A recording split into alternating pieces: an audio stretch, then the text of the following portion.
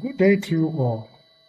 Welcome to Maths Global Learning Hub at Mr. T.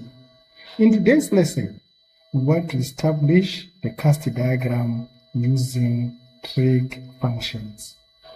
Let's start here with the function y is equal to sine x. From 0 to 90 degrees, which is our first quadrant, we see that sine is positive. So I can write here, sine is positive in the first quadrant, from 0 to 90 degrees. And then from 90 degrees to 180 degrees, which is my second quadrant, I can also see that sine is positive. So I'm going to write here sine is positive. And if I move on in the third quadrant from 180 to 270, from 180 to 270 on the graph, we see that sine is negative. So I'm going to write here sine is negative. And then in the fourth quadrant, from 270 to 360, on the graph, we see that sine is negative. If we move on to the graph of y is equal to cos x, we are also seeing that in the first quadrant, from 0 to 90 degrees, on the graph, we have a positive section for the graph of cos. So, in the first quadrant, cos is positive. In the second quadrant, we will see that the graph of cos is on the negative side. So I'm going to put negative here. In the third quadrant, I'm going to see that the graph of cos is on the negative. So in the third quadrant, cos is negative. If we move on to the fourth quadrant from 270 to 360 degrees, we see that the graph is positive. So cos is positive in the fourth quadrant. Let us now move on to the graph of y is equal to tan x.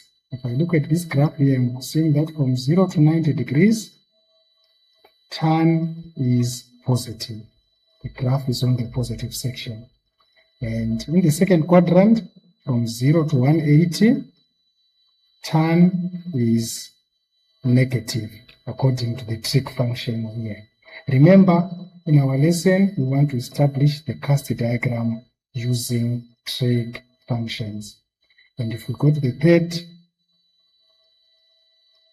quadrant, from 180 to 270, we can see that the graph here is positive, tan is positive in the third quadrant, according to the trig function that we have.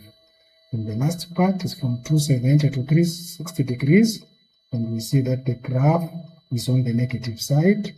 So in the fourth quadrant, we can conclude that tan is negative. Using the information that we got from our trig functions, let us now complete this cast diagram. In the first quadrant, we saw that sine, cos, and tan were all positive. So I can put the letter A here to represent all the ratios. In the second quadrant, we found out that it was only cos which was positive, it was only sine which was positive. Cos was negative, tan was negative. So we can put S here to represent the ratio that was positive in the second quadrant according to our trig functions. If we move on to the third quadrant, we observed that it was tan that was positive. The other ratios were all negative. So I can put T here. And in the last quadrant here, the fourth quadrant, it was only cos that was positive. The other ratios were negative. So I can put C here.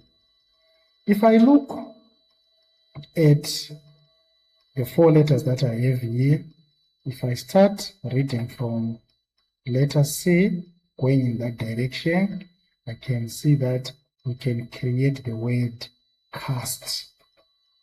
And that is where the name cast diagram comes from.